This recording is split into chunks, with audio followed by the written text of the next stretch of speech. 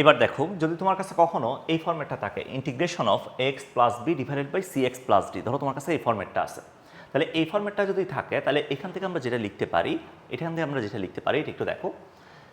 So x plus b divided by c x plus d যদি থাকে তাহলে উপরে কত আছে, এক্সের সাথে কত আছে, এক্সের রাশি আছে হচ্ছে এক্স, তাহলে উপরের এক্সের রাশি এক্স ডিভাইডেড বাই নিচে এক্সের সব কত সি, নিচে এক্সের সব কত সি, তাহলে x by C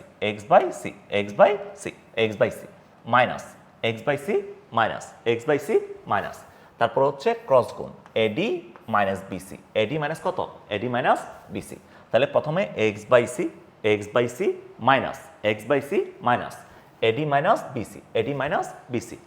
BC divide by কত, সি স্কয়ার ডিভাইড বাই কত, সি স্কয়ার ইন্টু এলএন নিচে যেটা আছে ওইটা c x plus d plus c, ঠিক আছে।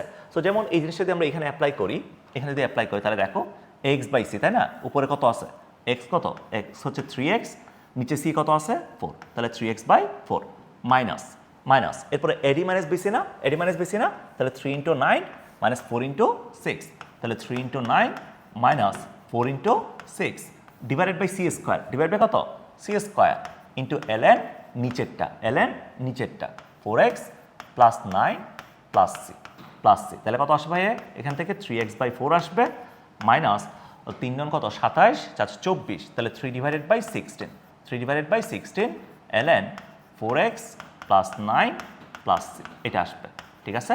দ্যাটস ইট, এটা আমাদের অ্যান্সার। বোঝা গেছে আমার কথা কি বুঝতেছো? তো তোমাকে টোটাল এখন পর্যন্ত আমি 8টা ট্রিক শিখাইছি। এই 8টা ট্রিক সবাই সুন্দর মতো নোটগুলা করে আমাদের যে মেহেদিস ম্যাথ একাডেমি গ্রুপটা আছে, মেহেদিস ম্যাথ একাডেমি গ্রুপে সবাই জমা দিবা, ঠিক আছে।